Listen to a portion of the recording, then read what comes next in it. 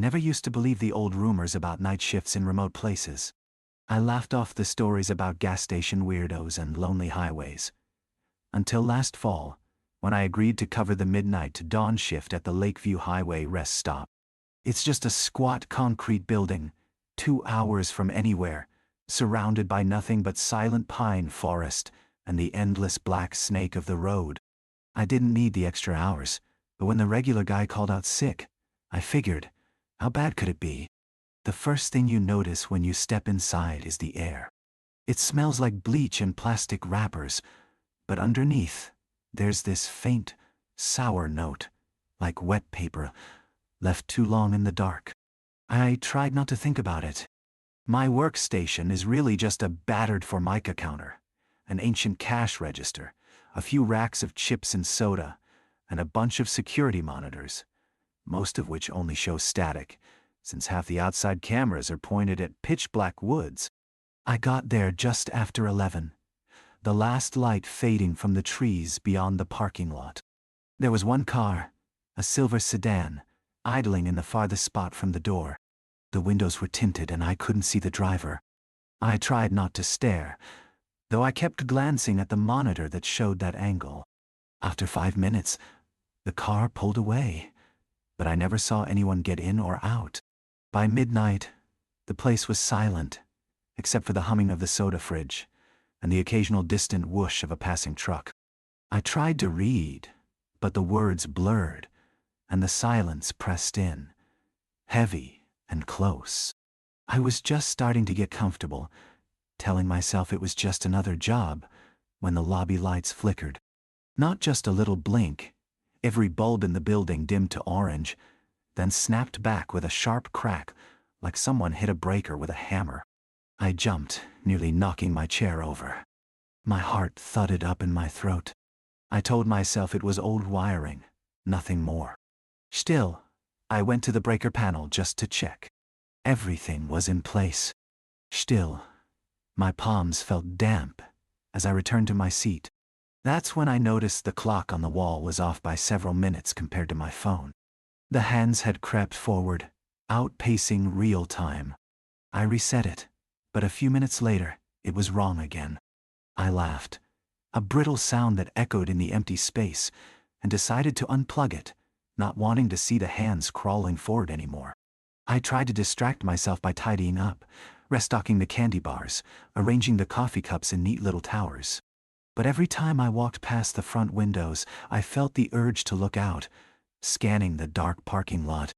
The fluorescent lights outside made deep, impenetrable shadows at the tree line. It felt like the woods pressed closer every time I looked. Around 1 a.m., I heard soft footsteps in the hallway that led to the restrooms. They weren't hurried, just slow and deliberate, like someone was pacing just out of sight. I froze, every hair on my arms lifting. I hadn't heard the door chime. No one should be inside. My first thought was that maybe I missed a customer, someone sneaking in, but the only car that had come through was the sedan. And that was hours ago. I called out, "Hello? We're closing the bathrooms for cleaning." My voice sounded small and thin. No answer. Just the footsteps. Stopping. Starting again. Stopping. I grabbed the heavy flashlight from under the counter and forced myself into the hallway. The air back there was colder, and the hum of the vending machine seemed louder, harsher. The bathroom doors stood open. Both stalls were empty, lights buzzing overhead. Nothing in sight except for the scuffed tiles and the faint trace of that sour wet paper smell.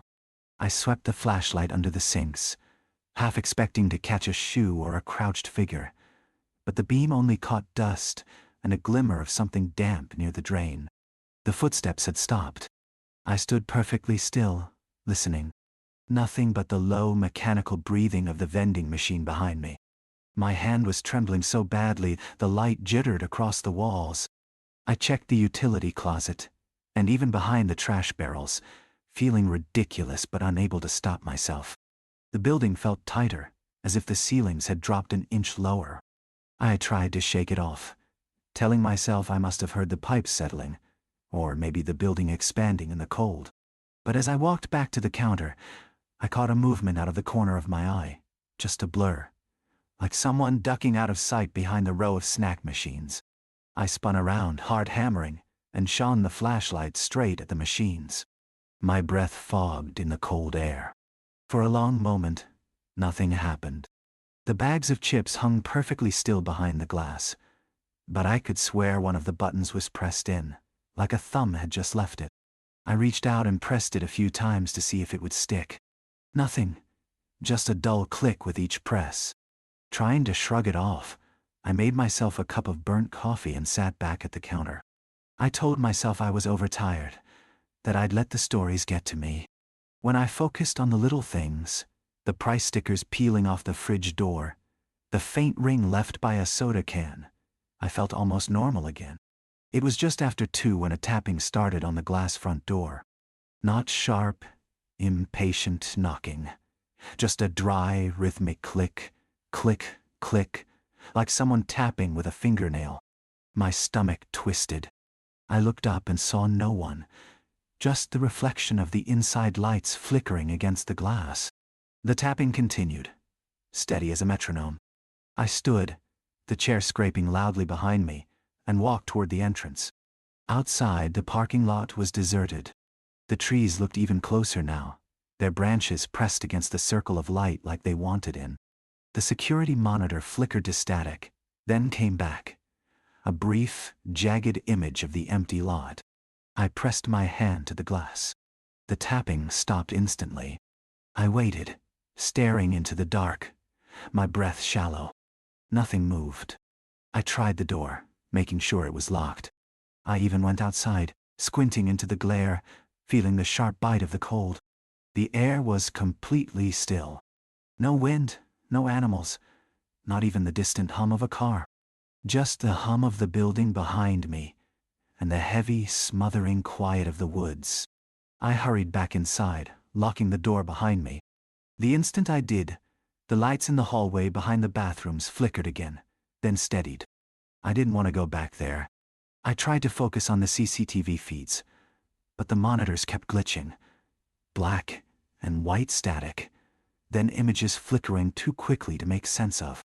For a second, I thought I saw a face in one of the screens, pale and blurred by motion, but when I blinked, it was gone.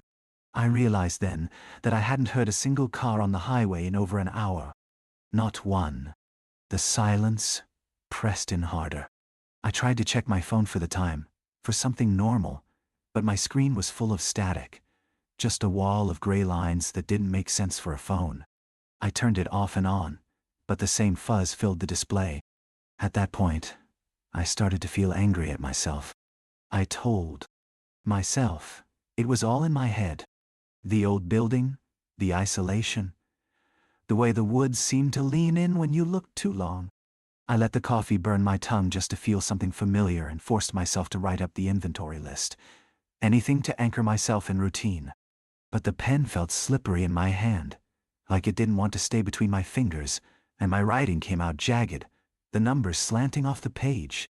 A scraping sound came from the roof, slow at first, then a short dragging noise, as if someone was shuffling across the gravel up there. I froze, listening. There wasn't any wind. No branches could reach that high. I pictured an animal, a raccoon maybe, but it was too deliberate, too heavy. The sound traveled across the ceiling, directly above the counter, and then stopped as suddenly as it started. I waited, holding my breath so long my chest ached, but the only sound was the blood rushing in my ears. The silence that followed felt wrong, hollow in a way I can't explain. I turned on the radio behind the counter, desperate for anything. A song, a voice, static. But all I got was a low, warbling tone, like a signal searching for a station that wasn't there. I shut it off immediately. Every sense felt sharpened, like my body was bracing for something I couldn't see. I tried calling my girlfriend, just to hear her voice, but the call wouldn't go through. It didn't even ring, just immediately clicked over to silence. Not even a dial tone. No ability to leave a message. I checked the landline, but when I picked it up, all I heard was breathing. Not mine. I held my breath to be sure, just a slow, steady inhale and exhale. I slammed the receiver down so hard I nearly cracked the plastic. I sat at the counter, hands clenched, and stared at the front door. That's when I noticed the condensation on the glass. It was shaped like 5 long streaks, as if someone, or something, had pressed their hand there just moments earlier. I reached over and touched the glass. It was freezing cold, colder than the rest of the air. I rubbed my hand over the streaks, but they didn't smudge. They stayed perfectly defined, ghostly pale. I kept glancing at the clock, but it had started ticking backward, the hands creeping in reverse. I looked at my phone again, desperate, but the display now showed the feed from one of the parking lot cameras. Except I hadn't opened the app, and the camera was supposed to be broken. I watched, transfixed, as the image flickered. The lot was empty, but then, just for a split second, a shadow moved across the pavement. Tall, impossibly thin, gliding where the circle of light gave way to the blackness of the trees. Panic finally broke through my paralysis. I decided I was done. No amount of overtime was worth this.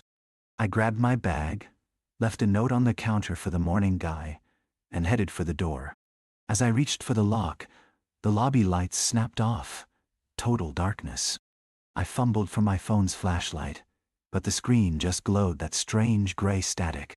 The only light came from the back hallway, where the bathroom and utility rooms were. The doors there were wide open, though I'd closed them earlier.